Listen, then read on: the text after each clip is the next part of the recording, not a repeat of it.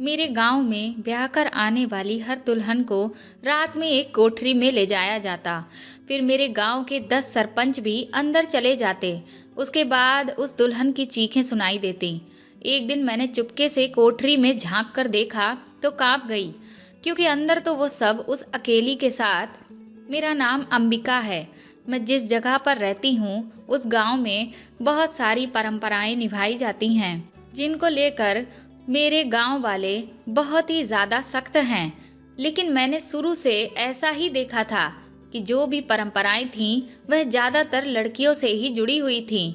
आज मैं आपको अपने गांव की ऐसी ही एक परंपरा के बारे में बताने जा रही हूँ, जिसको लेकर मैं बचपन से ही बहुत उत्सुक रहती थी, क्योंकि जब भी वह परंपरा निभाई जाती तो मेरी माँ मुझे देखने के लिए जाने ही नहीं देती थी, जिस कारण मेरे अंदर उस परंपरा को लेकर बहुत ज़्यादा उत्सुकता बढ़ चुकी थी।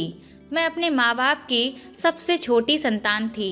मेरी बहन चंदा सबसे बड़ी, और उसके बाद मेरा भाई केशव उससे छोटा था, और सबसे छोटी मैं अंबिका।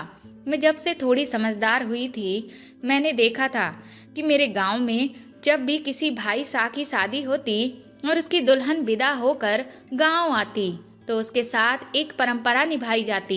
लेकिन वह परंपरा गांव से कुछ दूरी पर रेत से घिरे एक टीले पर बनी कोठरी में निभाई जाती थी, जिसे देखने मेरे गांव के लगभग सभी लोग जाते थे। लेकिन हम बच्चों को वहां जाने नहीं दिया जाता था, जबकि बाकी की परंपराएं हमें बड़े ही शौक से देखने देते थे।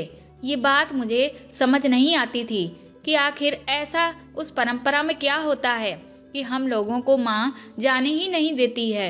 मैंने उससे बहुत बार जिद की, लेकिन उसने मुझे हर बार डांट कर बिठा दिया। माँ मेरे और दीदी के साथ बहुत सख्ती बरतती थी। वह हमें कभी भी यहाँ वहाँ जाने नहीं देती थी। ऐसा लगता था कि हर वक्त हमें अपनी आंखों के आगे ही रखना चाहती है। ज़्यादा कुछ कहो तो कहती कि लड़की जात बड़ी ही नाजुक होती है, अगर जरा सी नज़र हटी तो कोई भी ऊंच नीच हो सकती है। और मैं नहीं चाहती कि मेरी बच्चियों के साथ कुछ भी ऐसा हो कि उन्हें भी वह सब झेलना पड़े। मैं हर बार कहती कि माँ, अब हम इतने भी छोटे नहीं रहे जितना आपको लगता है। लेकिन वह हर बार मुझे डांट देती, पर मैं बहुत जिद्दी थी। कितनी भी डांट पड़ जाए, लेकिन फिर भी अपनी माँ से बहस करना नहीं छोड़ती थी। मेरे गांव में पानी की किल्लत थी, जिसकी वजह से हम लड़कियों को काफ़ी दूर एक कुएं के पास जाकर पानी लाना पड़ता था। बस वही तो हमारे लिए सबसे ज़्यादा सुनहरा मौका होता था, क्योंकि हमारे घर वाले वैसे तो हमें ज़रा सा भी वक्त नहीं देते थे। पूरा दिन बस घर के कामों में ही लगाए रहते थे, और बाकी सुबह का वक्त तो स्कूल में निकलता था। मेरी सबसे अच्छी दोस्तों में सुशीला, रंजना और वंदना थी। मैं उनके साथ ही मिलकर सारी शैतानियाँ करती थी। जितना हमें जिस चीज़ को करने से रोका जाता, उतना ही हम उस चीज़ को करने के लिए उत्साहित हो जाते। कुछ दिनों बाद ही मेरी दीदी का ब्याह तय हो गया, लेकिन दीदी इन दिनों बहुत ही ज़्यादा परेशान रहती थी। मैं तो यही सोचती कि दीदी न जाने क्यों इतनी परेशान रहती है, जबकि ब्याह में तो कितना मज़ा आता है। कितने बढ़िया बढ़िया गहने पहनने को मिलते हैं, बढ़िया बढ़िया कपड़े, ढेर सारी मिठाइयाँ, खूब सुंदर सजने को मिलता है, और सब लोग खूब तारीफ करते हैं। लेकिन दीदी न जाने क्यों घबराई घबराई सी रहती है। मैंने जब उससे पूछा भी तो कहने लगी कि पगली, तू अभी छोटी है, ये सब बातें नहीं समझेगी। मैंने कहा, मैं अब इतनी भी छोटी नहीं हूँ, मैं सब समझती हूँ, मुझे बताओ तो सही। लेकिन उसने मुझे कुछ भी नहीं बताया। लेकिन एक दिन जब दीदी अपनी सहेली से कह रही थी कि वह उस परंपरा को लेकर बहुत ज़्यादा परेशान है, क्योंकि अगर कहीं उसे कोठरी में ले जाया गया और उसके बाद वह सब नहीं निकला तो फिर उसका क्या होगा, फिर तो गांव के सरपंच उसके साथ बहुत बुरा करेंगे। ये कहकर वह बुरी तरह से रोने लगी और अपनी सहेली के गले लग गई। मैंने जब अपनी दीदी को ये सब कहते हुए सुना तो मुझे तो समझ में ही नहीं आया कि आखिर ऐसा उस कोठरी में क्या किया जाता है। मैं भागकर अपनी सहेलियों के पास गई और फिर मैंने जो भी दीदी ने कहा था उन्हें पूरी बात बताई। ये सुनकर मेरी सहेलियां भी हैरान रह गईं। बोली, इसका मतलब जरूर कुछ ऐसा होता है जो बड़ा ही अजीब है। मैंने कहा, माँ तो हम लोगों को जाने ही नहीं देती, तो पता कैसे चलेगा कि आखिर वहाँ पर होता क्या है। अब हम इतने भी छोटे नहीं रह गए। जब बाकी के गांव वाले परंपरा को देख सकते हैं तो हम क्यों नहीं देख सकते। मेरी सहेलियों ने कहा, इस बार हम भी परंपरा को देखने जरूर जाएंगे, ये हम प्रण लेते हैं। उस दिन हम सब ने पूरे उत्साह और खुशी के साथ एक दूसरे से ये वादा किया और अपने अपने घर को निकल गए। इधर माँ दीदी को बार बार ढांढस बंधा रही थी कि मेरी बच्ची, मैं जानती हूँ कि मैंने तुझे हमेशा अपनी देख रेख में रखा, जिस वजह से तेरे साथ कोई ऐसी चीज़ नहीं हुई है जो हमारी नाक कटे। इसीलिए तुझे चिंता करने की जरा भी ज़रूरत नहीं है। पर फिर भी न जाने क्यों दीदी इतना डर रही थी। कुछ ही दिनों में दीदी की शादी हो गई और मुझे माँ से सुनने को मिला कि दीदी उस परंपरा में पास हो गई, जिससे माँ बहुत ज़्यादा खुश थी। और गांव में जो औरतें थीं उन्हें भी बड़े ही गर्व से ये बात बता रही थी। लेकिन मेरे पल्ले तो उनकी कोई भी बात पड़ ही नहीं रही थी। धीरे धीरे मुझे सिर्फ इतना ही समझ में आया कि जैसे स्कूल में परीक्षा होती है, इसी तरह से जब ब्याह होता है तो उसके बाद भी एक परीक्षा होती है जिसे पास करना होता है। पर मैं यही सोचती थी कि सिर्फ लड़कियों को ही ये परीक्षा क्यों देनी होती है, क्या लड़कों को इस परीक्षा से नहीं गुजरना पड़ता। फिर मुझे लगा हो सकता है मेरे जीजा जी ने भी परंपरा की परीक्षा दी होगी और वह भी पास हो गए हों। एक दिन हमें पता चला कि हमारे गांव के रामदीन काका के बेटे का कुछ ही दिनों में ब्याह है। ये सुनकर तो मैं बहुत खुश हो गई। उस दिन जब मैं अपनी सहेलियों के साथ पानी भरने गई तो कुएं के पास अपने मटकों को रखकर हम बगल वाले छोटे जंगल में चले गए, जहाँ पर ढेर सारी झाड़ियाँ थीं। उस छोटे जंगल में कोई नहीं जाता था क्योंकि उसमें बहुत ही घनी कटीली झाड़ियाँ थीं, जिनमें अगर कोई जाता तो उसकी पूरी चमड़ी उधड़ जाती। लेकिन हम सहेलियाँ बहुत ही तेज थीं। हमने उन्हें दरांती से जगह जगह से काट कर अपना रास्ता बना लिया था, जिसे सिर्फ हम ही पहचानती थीं और कोई भी नहीं। और उस जंगल के बीचों बीच में हमने एक छोटी सी खपरेल रख झोपड़ी बना ली, जिसमें हम अक्सर तब खेलते थे जब कुएं पर पानी भरने जाते थे। वहाँ पर हमारी ढेर सारी बातें होती, बड़ी बड़ी योजनाएं बनती। उस दिन भी हम वहीं पर जाकर बैठ गए। मैंने उन्हें ये सूचना दी कि अब हमारे गांव में अगली शादी होने वाली है, जिसकी परंपरा को हमें हर हाल में देखना है। हमने तय किया कि उस दिन हम सब जल्दी सो जाएंगे और जब हमारे घर वाले चले जाएंगे तो हम अपनी जगह पर तकिए को रखकर चादर से ढक देंगे, जिससे अगर बीच में कोई आ भी जाता है तो उसे ऐसा ही लगेगा कि हम सो रहे हैं। लेकिन हम अपने घर वालों के घर लौटने से पहले हर हाल में घर लौट आएंगे। अपनी बनाई योजना से हम बहुत ज़्यादा खुश थे और आज वह रात आ चुकी थी जिससे पर्दा उठने वाला था। जैसे ही हमारे घर वाले घर से चले गए, हम भी दबे पांव चादर ओढ़कर निकल लिए। जब मैं उस कोठरी के सामने वाली झाड़ियों के पास पहुंची तो मैंने देखा कि वहां बहुत बड़ी भीड़ जमा थी।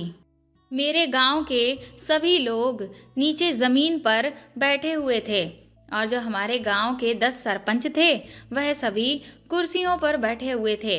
वहाँ एकदम रात का सन्नाटा छाया हुआ था, बिल्कुल खामोशी थी। उसके बाद हमने देखा कि जो दूल्हा दुल्हन थे उन्हें उस कोठरी के अंदर भेजा गया और दरवाज़ा अंदर से बंद हो गया। कुछ देर के बाद दरवाज़ा एक बार फिर खुला और फिर बाहर बैठी एक बूढ़ी औरत अंदर चली गई। अंदर जाकर उसने भी दरवाज़ा बंद कर लिया। उसके बाद एक बार फिर से वहाँ सन्नाटा पसर गया। ये सब देखकर हम बड़े ही हैरान थे कि आखिर ये सब क्या है। फिर कुछ देर बाद दरवाज़ा खुला तो हम एक बार फिर से चौकन्ने हो गए। वह बूढ़ी औरत अंदर से निकली और सरपंचों में से एक आदमी उठा। वह औरत उनके पास आई और उसने उन्हें कुछ दिखाया, जिसे देख सरपंच बुरी तरह से भड़क गया और फिर उस दुल्हन को लेकर न जाने क्या क्या उल्टा सीधा बोलने लगे। गांव के बाकी लोग भी बहुत बुरा भला कहने लगे।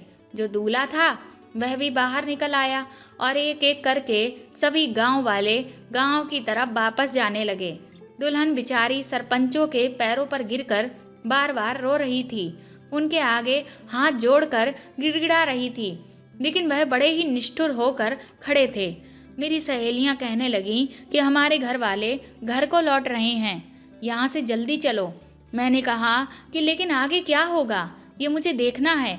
आखिर इस दुल्हन को अकेला छोड़कर ये सब कहाँ जा रहे हैं। मेरी सहेलियों ने कहा, तू आज हम लोगों को मरवाएगी। मैंने कहा, चाहे जो भी हो, लेकिन मुझे ये सब क्या है जानना ही है। कुछ देर बाद वहाँ से सब लोग जा चुके थे। उन सरपंचों ने उस दुल्हन को बड़ी ही बेरहमी से पकड़कर कमरे के अंदर खींचा और सभी 10 सरपंच कोठरी के अंदर जाकर दरवाजे को बंद कर लिए। थोड़ी ही देर के बाद उस दुल्हन की चीखें कोठरी के बाहर सुनाई देने लगीं, जिन्हें सुनकर हम लोगों की धड़कनें बढ़ गईं और हाथ पैर कांपने लगे। आखिर अंदर उस दुल्हन के साथ वह 10 सरपंच ऐसा क्या कर रहे थे जो वह इतनी बुरी तरह से चीख चिल्ला रही थी। वह बार बार खुद को बचाने की गुहार लगा रही थी, लेकिन उसकी पुकार तो सुनने वाला वहाँ कोई भी नहीं था।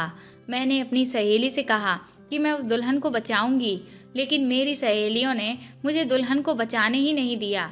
मुझसे उसकी दर्द भरी पुकार सुनी ही नहीं जा रही थी। उन्होंने कहा कि अगर हमने ऐसा कुछ भी किया तो हमारे माँ बाप हमें जिंदा ही गाड़ देंगे, इसलिए चुपचाप घर को चलो। मैं अपना मन मार कर घर तो लौट आई, लेकिन कई दिन बीतने के बाद भी मेरे दिमाग से उस दुल्हन की चीखें जा ही नहीं रही थीं। गांव में कुछ लोगों के मुंह से मैंने सुना था कि वह दुल्हन कलंकिनी थी। उसने अपने माँ बाप की और अपने ससुराल वालों की नाक कटवा दी। सभी लोग उसकी बहुत बुराई कर रहे थे, लेकिन मुझे समझ नहीं आया कि आखिर उस बेचारी ने ऐसा क्या किया। धीरे धीरे साल बीतने लगे। मैं अब पहले से ज़्यादा समझदार हो गई थी। मेरे भाई साहब की शादी भी तय हो गई। मैं बहुत ज़्यादा खुश थी कि अब घर में भाभी आएगी। जब हम भाभी के घर कुछ रस्मों को निभाने गए, तब मैं पहली बार अपनी भाभी से मिली।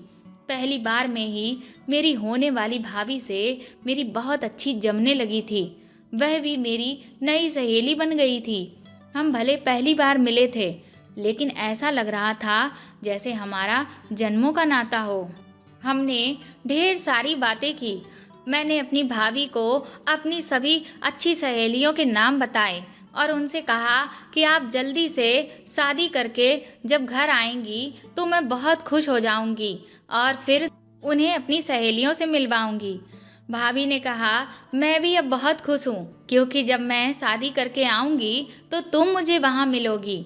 अब तो मुझे जब भी मौका मिलता मैं भाभी साहब से मिलने के लिए चली जाती।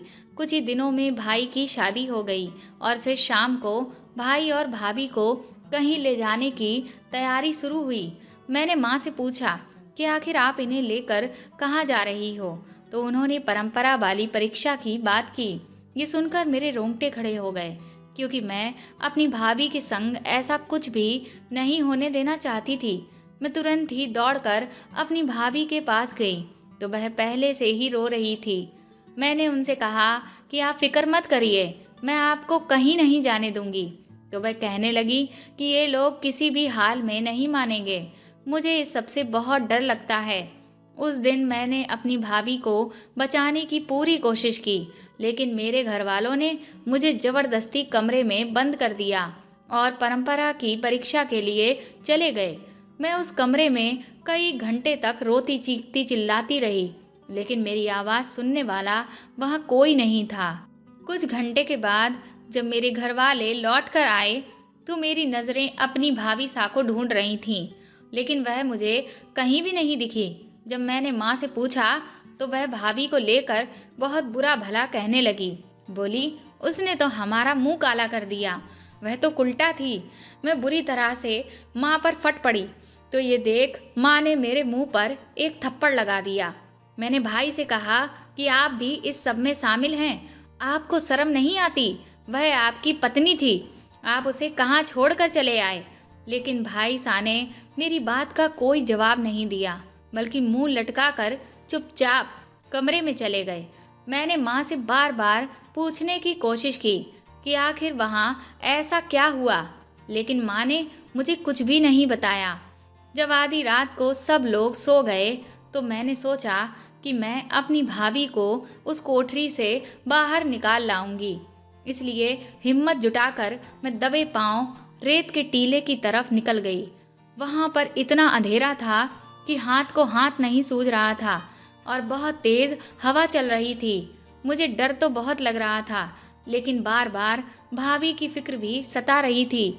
मैं उन्हें अकेला नहीं छोड़ सकती थी, इसीलिए हिम्मत जुटाकर मैं कोठरी के पास पहुंची। लेकिन कोठरी का दरवाज़ा तो खुला पड़ा था। अंदर जाकर जब मैंने देखा तो सब कुछ बिखरा पड़ा था। ऐसा लग रहा था जैसे कोई भयानक तूफान उस कोठरी के अंदर आया हो। वहाँ पर एक बिस्तर था, वह भी पूरी तरह से उजड़ चुका था। जगह जगह नोचने घसीटने के निशान थे। ये सब देखकर मेरे पसीने छूट गए। मैंने भाभी सा को आवाज़ दी, लेकिन उस सन्नाटे में कोई भी नहीं था जो मुझे जवाब देता। बहुत देर मैंने आसपास भाभी सा को ढूंढा, पर मुझे कोई भी ना मिला। मैं निराश होकर घर वापस लौट आई। मैंने कई बार माँ से भाभी सा को ढूंढने के लिए कहा, लेकिन वह तो जैसे पत्थर की बन चुकी थी। 3-4 दिन बाद मैं अपनी सहेलियों के साथ भरी दोपहर में कुएं पर पानी भरने गई। हम सब बहुत उदास थे। मुझे समझ ही नहीं आ रहा था कि मेरी भाभी सा आखिर कहाँ चली गई। अभी हम पानी भर के लौट ही रहे थे कि तभी हमें एक बड़े से पत्थर के पीछे से किसी के सिसकने की आवाज़ सुनाई दी। जब मैं वहाँ पहुँची तो हैरान रह गई। वहाँ और कोई नहीं, मेरी भाभी सा पड़ी हुई थी। उसने जैसे ही मुझे देखा मेरे आगे हाथ जोड़ने लगी कि मैं उसे बचा लूं। कुछ लोग उसके पीछे आ रहे हैं उसे मारने के लिए। जैसे ही हमने ये सुना हम सब भी बुरी तरह से घबरा गए। हमने तुरंत ही भाभी सा को उठाया और झाड़ियों में जो हमारी छुपी हुई झोपड़ी बनी हुई थी उसी में हम उनको ले गए। उस झोपड़ी से ज़्यादा सुरक्षित जगह हमारे लिए कोई भी नहीं थी, क्योंकि किसी को भी उस झोपड़ी के बारे में आज तक पता नहीं था और उन झाड़ियों में कोई आता भी नहीं था। झोपड़ी में ले जाकर हमने भाभी सा को वहीं बिठाया और पानी पिलाया। उनकी हालत बहुत बुरी थी, जगह जगह से उनके खून निकल रहा था। ऐसा लग रहा था जैसे किसी ने उनके साथ जानवरों जैसा सलूक किया है। सारे कपड़े भी फट चुके थे। मैंने उनसे पूछा कि आखिर उनकी हालत ऐसी कैसी हुई। उसके बाद उन्होंने मुझे जो कुछ बताया उसे सुनकर तो हम सभी सहेलियों के ऊपर बिजली ही गिर गई। हमने कभी सोचा भी नहीं था कि इस परंपरा की परीक्षा में दुल्हनों के साथ ऐसा किया जाता है। मैं भाभी सा के गले लगकर फूट फूट कर रोने लगी। मैंने अपनी एक सहेली से कहा कि वह जल्दी से घर जाकर कुछ खाने का लेकर आए और थोड़ी सी दवा वैद्य काका से बनवा कर लाए, जो हम भाभी सा के जख्मों पर लगा दें। कुछ देर बाद मेरी सहेली मेरी बताई हुई सभी चीज़ें ले आई। भाभी सा अभी भी बहुत ज़्यादा डरी हुई थी। वह कहने लगी कि वह लोग मुझे जिंदा नहीं छोड़ेंगे। मैंने उनसे कहा, अब आप इस गांव में बिल्कुल भी मत रहिए, हम आपको आपके गांव भेज देंगे। उन्हें भी यही ठीक लगा। हमने उनके कपड़े बदलवाए और उन्हें छुपाकर गांव के बाहर ले जाने लगे। वह बेचारी तो ठीक से चल भी नहीं पा रही थी। उन्हें अकेले भेजने का मन तो नहीं था, लेकिन हमारी मजबूरी थी। हम सब सहेलियों ने अपने अपने पैसे इकट्ठे करके भाभी सा को बस में बिठा दिया और वह पैसे भी उन्हें दे दिए। वह बेचारी अपने घर वापस लौट गई और हम भी अपने घर वापस आ गए। इधर शाम तक गांव में हंगामा मच गया था। मैंने जब माँ से पूछा कि आखिर क्या हो गया, तो वह भाभी का नाम लेकर बुरा भला कहने लगी। बोली वह अपनी सजा से बचकर कहीं भाग गई है, लेकिन सरपंच भी उसे छोड़ेंगे नहीं। चाहे वह पाताल में ही क्यों न छुप जाए। ये सुनकर मेरी तो रूह कांपने लगी। मुझे लगा कि कहीं वह लोग भाभी को ढूंढ ना लें। मुझे तो समझ ही नहीं आता था कि आखिर यह किस बात की सज़ा दी जा रही है। धीरे धीरे समय बीता और मेरी भी शादी की उम्र हो गई तो माँ ने मेरा भी रिश्ता तय कर दिया। जब मेरा रिश्ता तय हुआ तो माँ उसी तरह की बातें कर रही थी जैसी वह दीदी के समय में किया करती थी। लेकिन मैं बहुत ज़्यादा घबराई हुई थी। अब मुझे समझ आ रहा था कि दीदी अपनी शादी के टाइम पर इतना क्यों डर रही थी, क्योंकि जो अब तक बाकी लड़कियों के साथ होता आया था वह मेरे साथ भी होगा। हालांकि मुझे ये नहीं पता था कि उस बंद कोठरी में दुल्हनों के साथ क्या होता है, लेकिन जो भी हो डर तो मुझे बहुत लग रहा था। जल्दी ही मेरी शादी का दिन आ गया और मैं अपने दूल्हे के साथ विदा हो गई। मुझे भी रात होते ही अपने दूल्हे के साथ एक कोठरी के सामने ले जाया गया। वहाँ सभी गांव वाले बैठे हुए थे और एकदम सन्नाटा पसरा हुआ था। ये नज़ारा मैं पहले भी कई बार अपने गांव में देख चुकी थी। मेरे हाथ पैर बुरी तरह से कांप रहे थे। पास बैठे एक सरपंच ने हुक्म किया कि लड़का लड़की को अंदर भेजा जाए। जब मैं अंदर गई तो मेरे दूल्हे ने दरवाज़ा बंद कर लिया। फिर उसने मुझे बड़े ही आराम से बिस्तर पर बिठाया। मैं बहुत ज़्यादा घबरा रही थी तो मुझे देखकर वह मुस्कुराने लगा और बोला, अंबिका, डरने की कोई बात नहीं है, तुम्हें कुछ भी नहीं होगा, तुम चिंता मत करो, मैं हूँ ना। अपने पति की बात सुनकर मुझे थोड़ी सी हिम्मत मिली। उसके बाद उसने कहा कि मैं तुम्हारे साथ वह सब नहीं करूँगा जो बाकी लोग करते हैं। मुझे उसकी बात अभी भी ठीक से समझ नहीं आ रही थी। अचानक से एकाएक उसने एक सफ़ेद चादर ली और अपने घुटने में खुद से ही चोट मार ली। ये देखकर मैं बुरी तरह से घबरा गई और उन्हें रोकने लगी कि वह ये सब आखिर क्या कर रहे हैं। उन्हें बहुत दर्द हो रहा था, लेकिन फिर उन्होंने अपने घुटने का खून उस चादर में लगाया और मेरी तरफ मुस्कुराकर बोला, पगली, तुझे किसी भी तकलीफ से बचाने के लिए मैं कोई भी दर्द झेलने को तैयार हूँ। उस चादर को उन्होंने साइड में रखा और अपनी जेब से मलहम पट्टी निकालकर अपनी चोट पर पट्टी कर ली। उसके बाद वह बाहर गए। उन्होंने वह चादर बाहर दे दी, लेकिन अचानक से कुछ ही देर में बाहर कोहराम मचने लगा और बाहर बैठे सभी सरपंच अंदर आकर मुझे उल्टा सीधा सुनाने लगे। मेरे पति ने जब उन्हें समझाने की कोशिश की तो उन्होंने मेरे पति की बुरी तरह से पिटाई कर दी। मेरे पति ने उन्हें कई बार समझाने की कोशिश की कि वह खून उनके घुटने का है, लेकिन वह उसकी बात सुनने को तैयार ही नहीं थे। मैं भी बुरी तरह से चीख चिल्ला रही थी, लेकिन हमें बचाने वाला कोई नहीं था। मेरे पति के घर वाले उसे ज़बरदस्ती खींचकर बाहर ले गए और उन सरपंचों ने दरवाज़ा अंदर से बंद कर लिया। अब वह सब शैतानी हंसी हंस रहे थे। मैं उनके आगे हाथ जोड़ रही थी, लेकिन उन्होंने मुझ पर कोई रहम नहीं खाया और फिर उन सब ने एक एक करके मेरे साथ वह किया जिसकी मैं कल्पना भी नहीं कर सकती थी। मेरे शरीर से पूरी तरह से जान निकल चुकी थी, लेकिन उन हैवानों की हैवानियत जो थी वो रुकने का नाम ही नहीं ले रही थी। जब कई घंटे बीत गए उसके बाद वह सब कोठरी से जाने लगे। मुझे लगा कि अब शायद ये मुझे छोड़ देंगे, लेकिन ऐसा कुछ भी नहीं हुआ। उन्होंने अपने आदमियों से कहकर मुझे उस कमरे से उठा लिया और फिर वह मुझे उठाकर एक अजीब सी जगह ले गए जो किसी जेल के जैसी लग रही थी। अब तो मेरी हालत इतनी बुरी हो चुकी थी कि मुझसे उठा भी नहीं जा रहा था और इस चीज़ का फ़ायदा उठाकर वहाँ पर जो पहरेदार थे वह भी मेरे साथ अपना खेल खेलते जा रहे थे।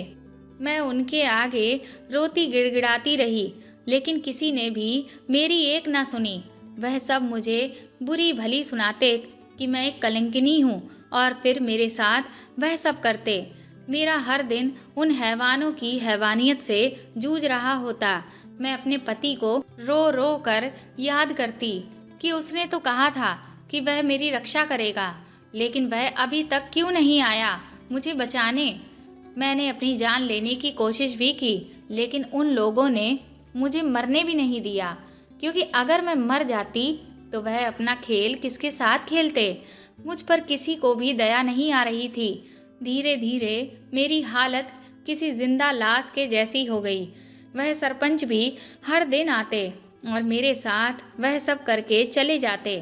फिर एक दिन जब उन्हें ये लगा कि अब मैं उन सब के किसी काम की नहीं रही, तो उन्होंने मुझे खत्म करने का आदेश दे दिया। मैंने भी अब हार मान ली थी और भगवान का फैसला समझकर अपनी मौत को मंजूर कर लिया। वह लोग मुझे रात के अंधेरे में किसी सुनसान जगह पर ले जाने लगे और जैसे ही उन्होंने मुझे मारने के लिए अपना हाथ उठाया, तभी गोली चलने की आवाज़ आई। मैंने अपनी आंखें खोली तो सामने अपने पति को खड़ा पाया। उसे देख मेरी आंखों में आंसू आ गए। तभी पुलिस वालों ने आकर उन सबको गिरफ्तार कर लिया। मेरे पति ने मुझे गले से लगा लिया। उसके भी शरीर पर कई जगह पट्टियां बंधी हुई थीं। पुलिस ने उन सरपंचों को भी गिरफ्तार कर लिया। मेरा पति मुझे अपने घर ले गया, लेकिन उसके घर वाले मुझे भला बुरा कहने लगे, पर मेरे पति ने मेरी बहुत अच्छे से देखभाल की। जब कुछ दिन में मैं ठीक हो गई तो मैंने अपने पति से पूछा कि आखिर वह सब क्या था, तो उसने बताया कि ये परंपरा सालों से चली आ रही है, जिसमें लड़कियों की शुद्धता की परीक्षा ली जाती है। जो लड़की इस परीक्षा में पास हो जाती है, उसे तो अपने जीवन की नई शुरुआत करने का मौका दिया जाता है।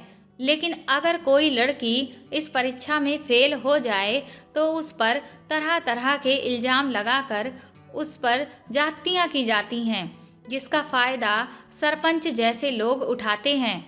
कुछ ही दिनों बाद मेरा पति मुझे लेकर शहर चला गया और वहीं पर नौकरी करने लगा।